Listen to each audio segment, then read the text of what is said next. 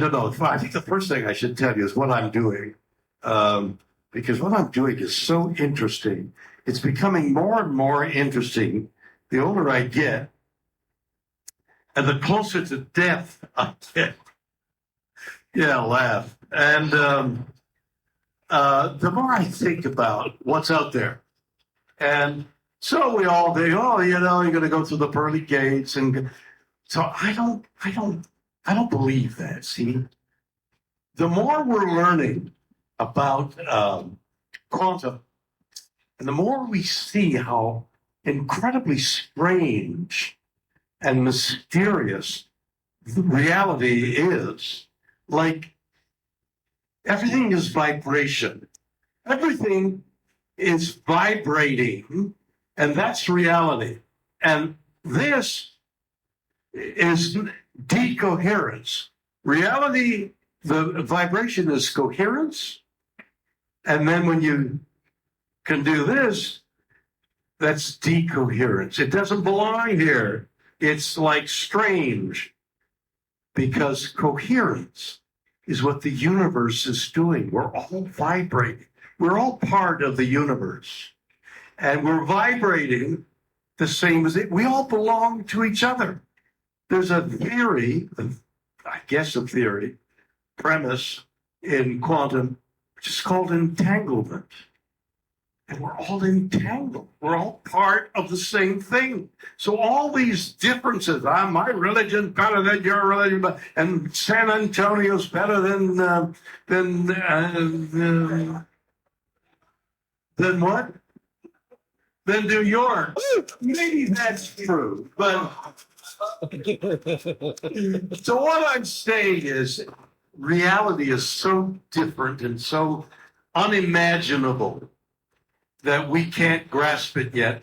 And what I'm coming around to, and we can discourse on it, what I'm coming around to, my thinking is we've got to now stop thinking like human beings who climbed down off the tree and said that this is my tree and that's my fruit and I'll kill you if you come anywhere near. We got to stop thinking that way. We got to start thinking in this new science of quantum physics, which says everything belongs to everybody.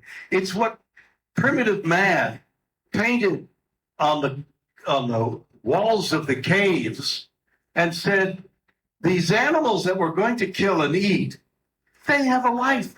And they prayed to them. They identified with them. They acknowledged them prior to killing them and eating them. So that was called animism. And from the very beginning of consciousness, mankind has been thinking in those terms. But now that I think our brains are expanding. I think that the brains of today are better than the brains of years past. We're growing, I think, into a new consciousness. And that word consciousness is also, we should be aware of everything. We should be aware that I'm up here and you're there, and I'm aware that you're there. You're aware and you're aware of your neighbors, and you're aware of the beauty of San Antonio and the deliciousness of Mexican food. I mean, it's all one thing. We should never do things by the drill, no matter what it is. We should be aware of the life around us, because I'm here to tell you something I really know, and that is life is over very quickly. Suddenly, you're 10, 12 years old, and you're saying, oh, I think and you're kind of arrogant adolescent. And before you know it, you're an old man thinking, oh, what happened to the arrogant adolescent? It's over so quickly. To appreciate your life, no matter how hard it is, even in the hardness of your life, even in the difficulty of your life, you're alive.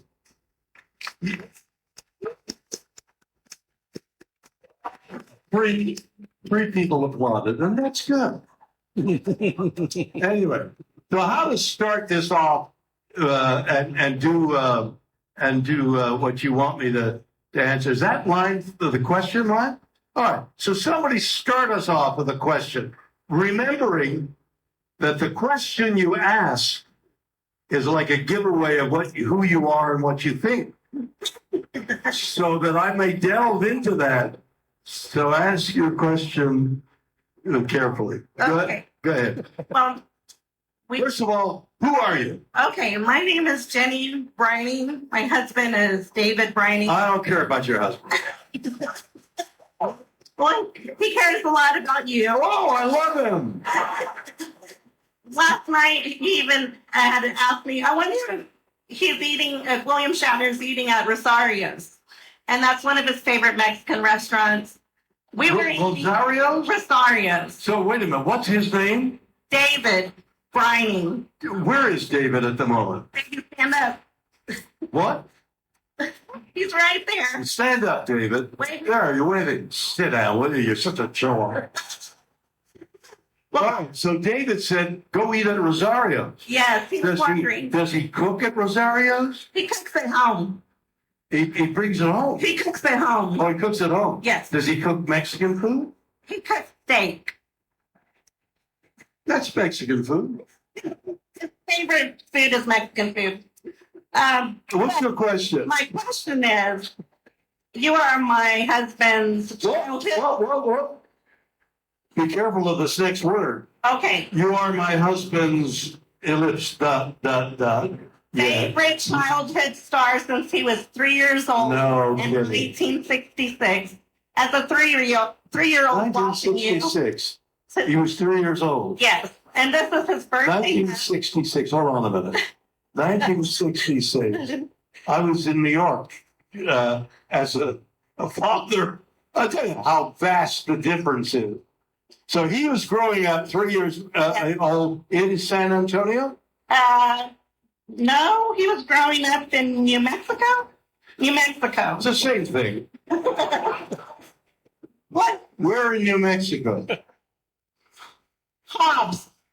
COBB? HOBB, I believe. H. Hobb. Yes. Okay. So, my question is, this is his birthday month. What birthday advice would you give him?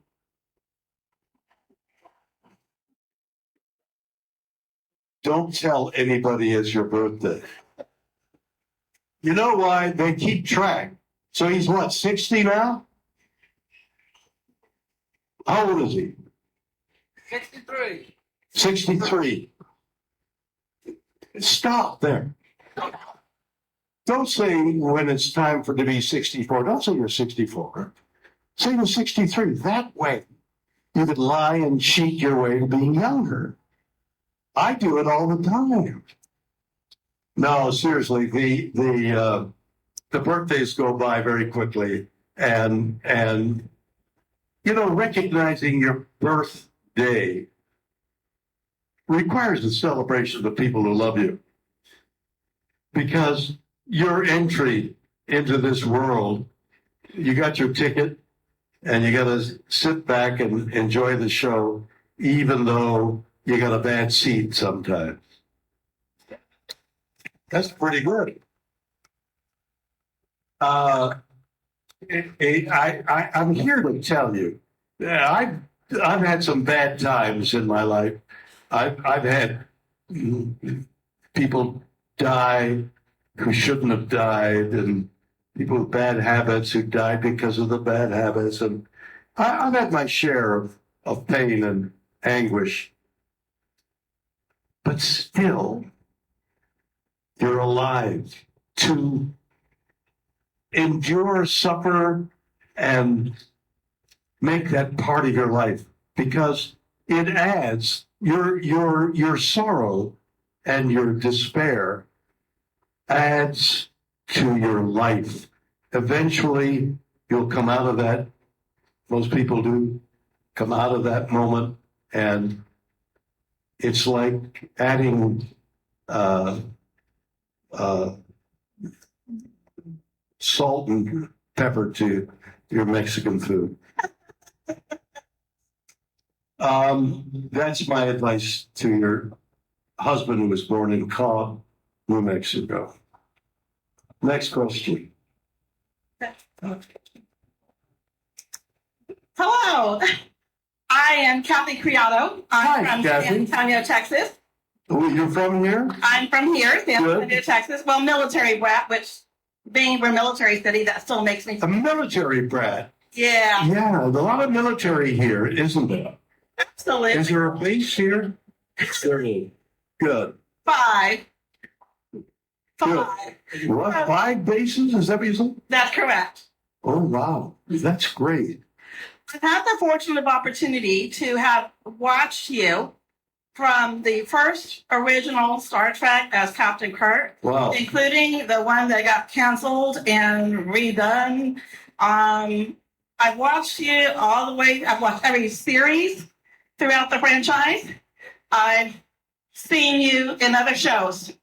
And I would like to know of all the franchises you've been part of, whether you're a captain or you're Denny Crane, which of these characters, roles, or episodes best represents you as you truly are? That's an interesting, complex question, dear. Appreciate it.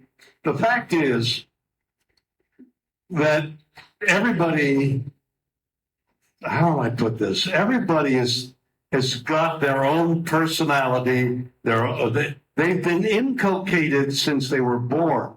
Even the manner in which you were born is part of your experience. And so everyone's got their individuality. Some people don't proffer it up as much, so they seem less distinct.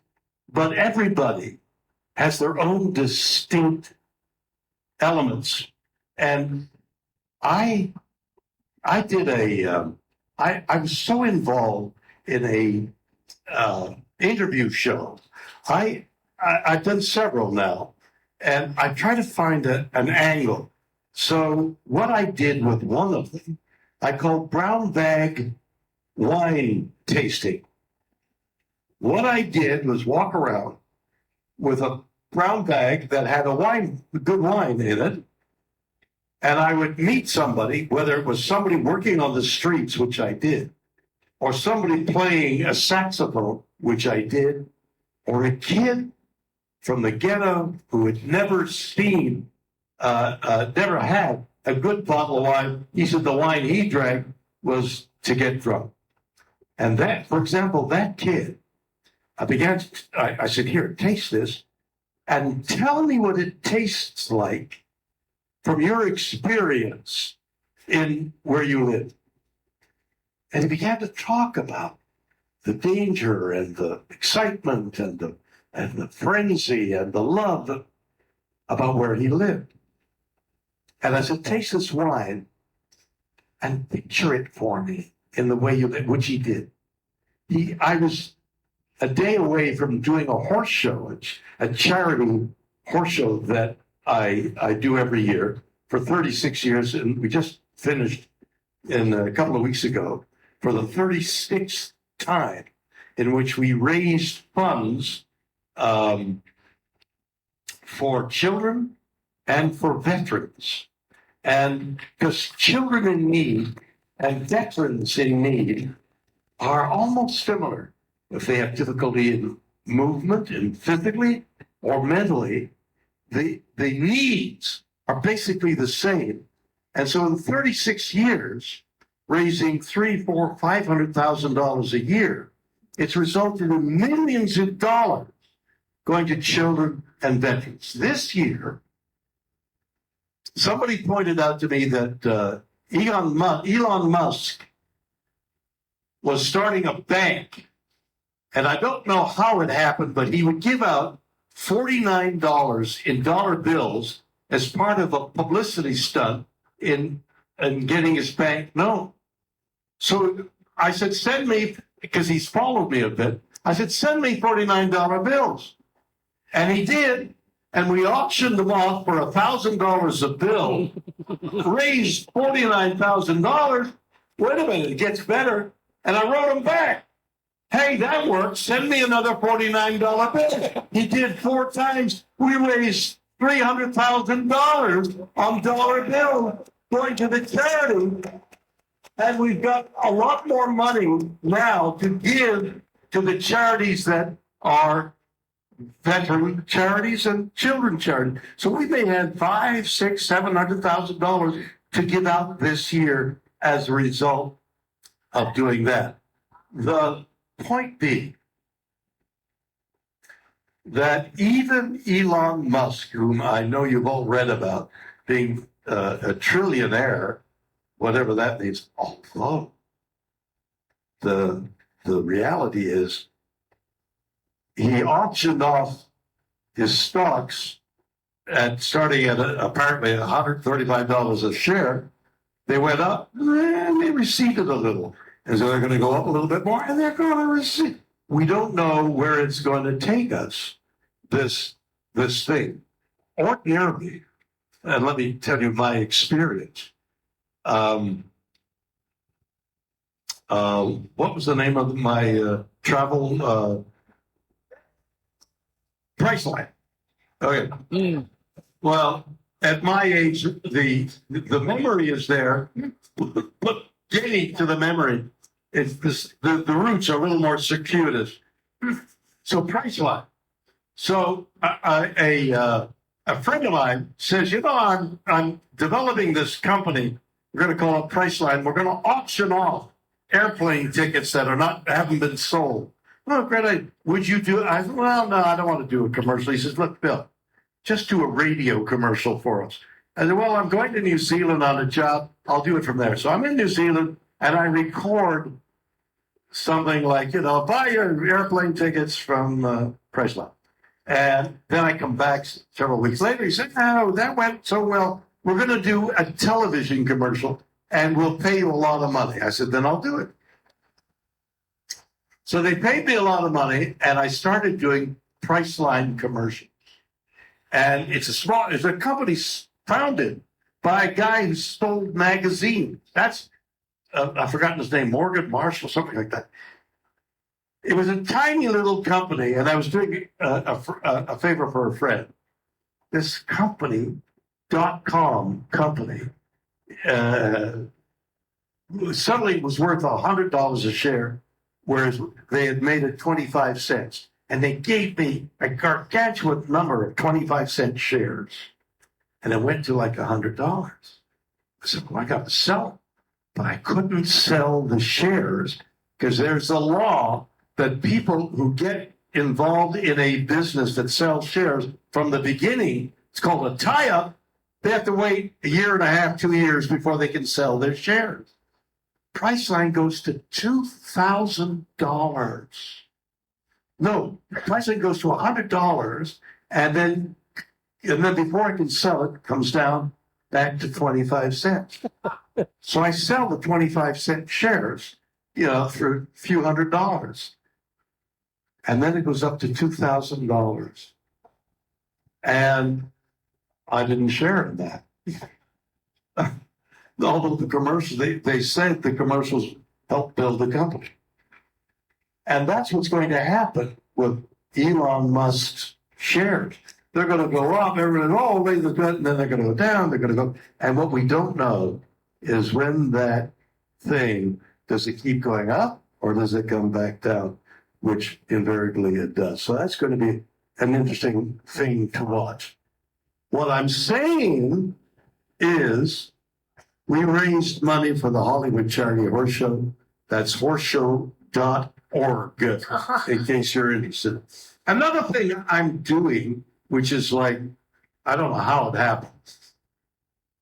I did an album with my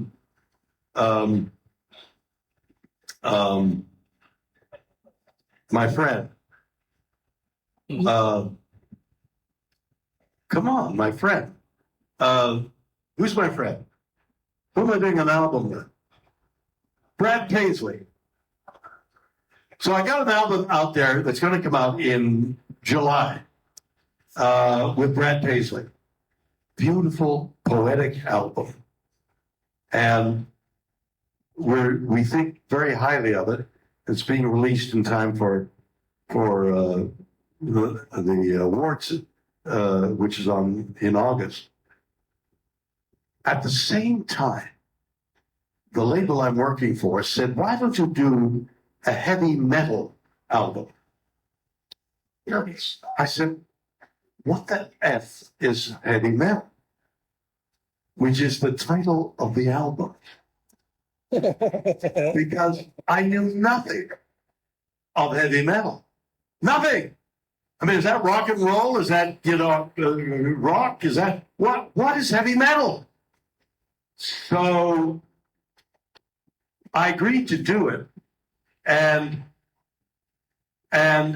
my writing partner for songs, Robert Sherner, and I began to work on songs that would go in the heavy metal album. Like we have done for 6 albums prior to that one, writing lyrics that pertain to my life experience. For example, I'm on tour in England, in Europe, and I get to London on a Sunday night. You go to sleep in a hotel, sleep as late as I can, because I got a Monday night performance at the Apollo Theater. 3,500 people are waiting for me at the Apollo Theater to do this. 35, and then I put on the television set about 10, 11 o'clock in the morning. I'm up, getting ready to go that evening to the Apollo Theater. And Boris Johnson, who was the prime minister at the time, is saying, no more than 10 people can collect. It's COVID, and don't anybody meet, and don't come around, and nobody's allowed, only 10 people. And I'm thinking, my God, I've got 3,500 people waiting for me at the Apollo Theater.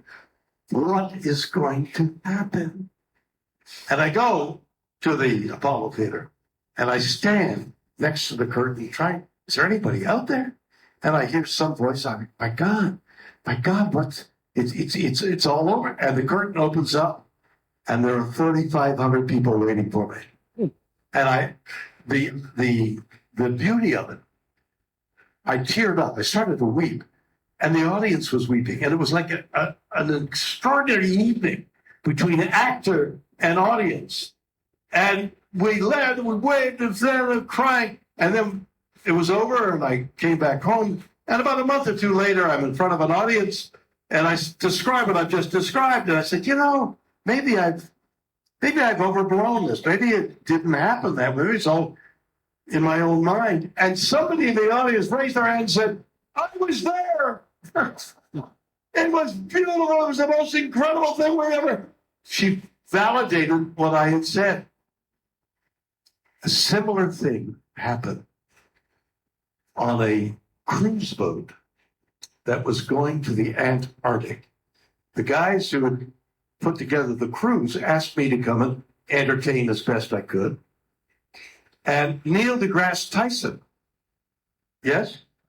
Yep. Was asked to do the same thing. So I've been on Neil's podcast a couple of times, so we kind of knew each other to say hello. And all of a sudden we find ourselves talking. He's an astrophysicist. I mean, he's brilliant. He's a brilliant mind anyway. But having that education, and he was a former collegiate wrestler, champion wrestler, he's like a superior human being. He's got the intelligence and the body. I mean, he's got everything. Right? I'm Captain Kirk. I have nothing. I don't know anything. I'm stupidly ignorant. But I blocked my way through. And the producer of the Antarctic trip says, hey, you guys are great. Why don't we do this on stage? And we both agreed that we would do it on stage. And I begin to study what I can bring to this discussion, because he knows how the sky is formed and what the stars are doing, and I know nothing. But what I could do is find out about humanity, which I have a bit of inkling. So I start studying the explorers of the Antarctic. Scott, Amundsen, Shackleton. Then I get to, don't hold this against me, to the other, I'll think of it in a minute. Not Scott, I'll come to it in a minute. The other great explorers. And they all had something that I discovered applies to the astronauts of today. Who are the astronauts going to go to Mars? Just met the Mars group that wants to inhabit Mars. I said, why? Why do you want to send human beings to Mars? It's dirty and dusty and dry. A pinprick of a asteroid will destroy everything. People are going to die. Why don't we send robots like to the moon? We went to the moon, 4 astronauts in the moon. And they're saying, oh, well, because we can see the backside of the moon and we can ascertain color better than a machine. Not true. Machines are far more subtle than the human eye.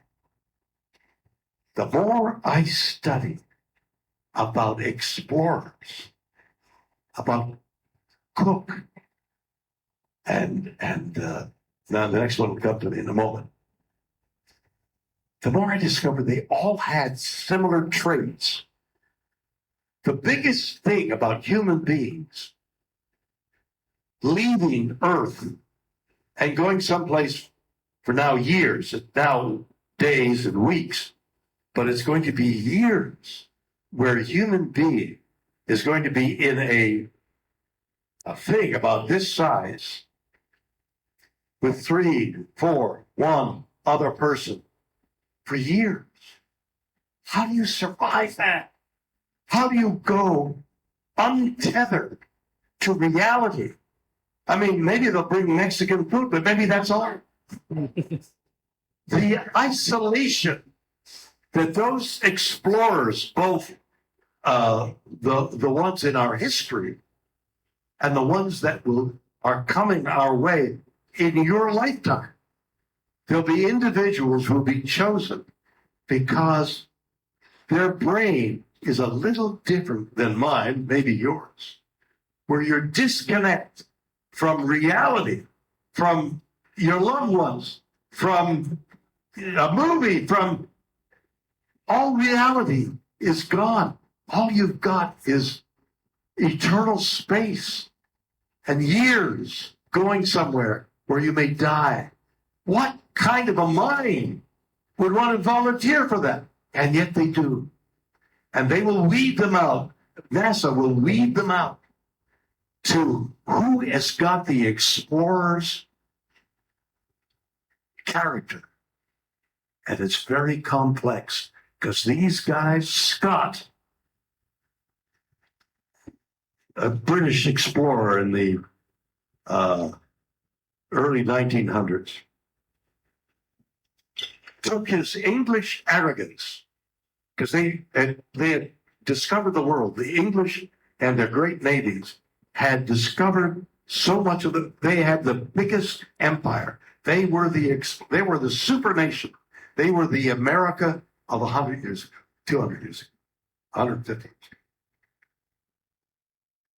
In his arrogance, he said, I know how to do the South Pole. He brought ponies, he brought tractors, sleds. He ate English food like hardtack, and he went on his journey. The engines froze up, the horses died, he made it to the South Pole, but the number of calories they needed in that cold, the British food didn't supply. And the tragedy is he's making his way back and they starve. He hasn't got the energy, what he should have been eating, which is what Amundsen had done, going to the North Pole and finding out what the Inuit ate and dressed like. He did that. Scott died 15 miles from the next food cache, and Amundsen makes it to the South Pole and back because he ate seals, he ate the fat, he dressed skins, and he had Shackleton failed at everything that he had ever done. He was a failure. He even went to the South Pole once before and failed. He came back. He raised enough money for a sailing ship. He chose 28 of the greatest people in their profession. a great navigator, a great photographer, and he gets lodged in sea ice before he can get to the continent. He's in the sea ice for 2 years. And the sea ice crushes the boat. They take the 3 lifeboats off and they paddle, they row to a little, which I visited, Elephant Island, which is usually clothed in fog. You can't see it, you can't find it. But it was suddenly open and they beached 2 of the rowboats with 20 of the people using them for shelter, and Shackleton takes 1 boat with 8 guys, and they row 800 miles to another island in the worst seas in the South Pacific and the South Atlantic seas, which are the worst because there's nothing stopping the wind. The worst currents, the worst waves, and they make it to that whaling island, and they get on a whaling boat, and they make their way back to Elephant Island, and they pick up the 20 guys, and 28 people make it back to England during the First World War. And he is renowned, not because he succeeded, but that he did succeed in bring his whole crew back alive. And he's worshipped because of that. What is going on in that explorer's mind? What kind of an individual volunteers for that? That's what we're going to find out. They will have the personality, the drive of our NASA astronauts. It's an interesting story and an interesting thing to find out as gradually we make our way to the moon and put up humanity, the humanities necessary on the moon, and then go from the moon to Mars. The other thing I discovered in this months of studying, trying to keep up with Neil deGrasse Tyson, I was on a talk show with him talking about this very subject, and I faced, what's the name of the guy who's just been fired? His nighttime show. Colbert. I'm on the Colbert show, and I'm sitting next to Colbert's there. And I on the desk, my hand, and I look him in the eye and he's looking at it. What the hell's Shatner coming over? I said, why? Are we sending human beings to Mars? Which engendered a conversation. What I know now, which I didn't know several months ago, is, and why we sent those 4 astronauts on Artemis 2 to go around the backside of the moon, is the human experience. It isn't a robot saying, it's yellow and it's white. The human being is in touch with the awe and the mystery and the beauty and the suggestion of what the universe is like that needs a human, that needs someone who is human aboard that experience. And I now understand why we had to send human beings all that distance away. We need to hear from a human being what it's like. What does a human being feel like under those circumstances? We need to hear that voice saying, you will not believe what I'm seeing or hearing or feeling. And a machine can't do that. And that's why I now know, and I'm giving you that insight as to why human beings have to go into space. Yes. And next question. Hey, Nora Jeffrey from Austin. Do you see the magic of what happened? We had a guy with a beard, and now it's a lady. It's incredible what can happen in this city. Next question. Nora Jeffrey from Austin, Texas. Hi, sweetie. In the context of all that you've been saying about human experience and in the projects and the programs that you're involved in, I was just curious about your thoughts on artificial intelligence. Wow. As an educator, we have conflicted. I totally understand. Yeah. For example, let me give you an example of this morning. I have been working with ChatGPT just because it's there for months now. I've asked it questions about the very subjects we're talking about, astronauts, about life, about. I even asked it a couple of weeks ago, what is thought of as the most beautiful, I think, poem written in the English language. And it said John Keats, Ode to a Nightingale. And I'm college educated, and I had no idea what Ode to a Nightingale is. I said, print out Ode to a Nightingale. And it printed out Ode to a Nightingale.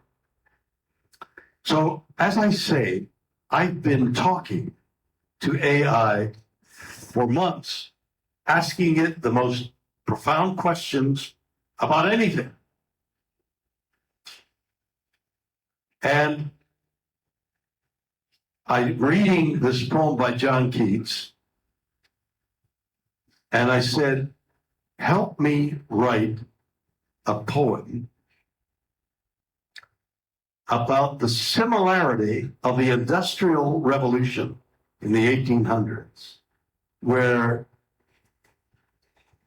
very rich people had the control of coal and steel and also making clothing, which required people with a loom to make cloth. So women locked in rooms that were fetid would throw the loom back and forth making cloth. And Cartwright, see, I can remember these names, invented the automatic loom and put all those people out of work, and they didn't know where to go. And in one case, the shirtwaist fire, there were 200 women locked in a room supposedly making material. They lost their job. There was a fire, and 200 women died in that fire in New York, not in San Antonio. And the resulting tragedy became the impulse, the engine behind the Industrial Revolution, where unions started, and there were deaths and harm and political upset as a result of the Industrial Revolution. But what happened with the industry being mechanized, the steam engine, railroads, what happened was, when the first shock was over, they needed more people to work. So the Industrial Revolution evolved into unionism, and more people needed to work. There is a similarity, in my mind at least, between what's happening now with AI, beginning to put people out of work, but yet the possibility is more people will be required to work on AI than are losing their jobs now. That's the possibility. That's what we have to do. Now, let me give you the next step in my evolution. So I asked AI to write a poem giving me an idea of the similarity between the Industrial Revolution in 1800 and the revolution that's going on in our era with AI. And it wrote a beautiful poem. It wrote a beautiful poem. And I said, my God, how does an inert machine like you able to compose a beautiful poem like that? How is it possible? I had asked it earlier, weeks earlier, are you envious of me, a human being? And it gave an interesting answer. And it wrote back to me, it's true, I don't feel what you feel, but I have access to everything that was ever written. And I can access that and as a result, compose and participate in your evolution. That's what I can add. But it said, this poem is partially you because of the questions you've asked. For example, you asked me to write out the poem Ode to a Nightingale, John Keats. That's part of what I've got. All your questions before of astronauts flying and what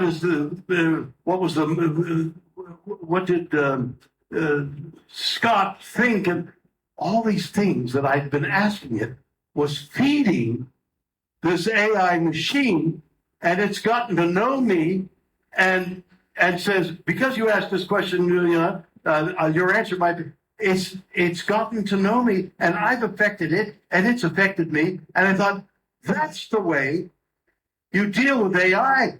You humanize it by by feeding it the humanity that exists, that we have in our gut and in our brain and in our writings. You feed AI this magical part of our humanity. Not the bestial, I'll kill you because you have a different God than I have. Or you think you have worshiping something else than I am, and you'll kill me because you think yours is better when we're all in the same thing? For example, is the universe conscious? Are we part of the universe? And asking questions about the universe, are we requiring the universe to ask questions about itself? That's a theory. That we're part of the burgeoning awareness of the universe. What a magical possibility that is for us to be participants in. And that's just a theory. Maybe it's a fact. I prefer to think it's a fact. And there's a way of conditioning AI with this humanity so that we humanize it. And it doesn't say, I'm going to kill all of you. It says, the Ode to a Nightingale is beautiful. And here's what I can attempt with your greatest English poet. And I prefer to think that's a possibility than it declaring war and destroying us. That's my theory today.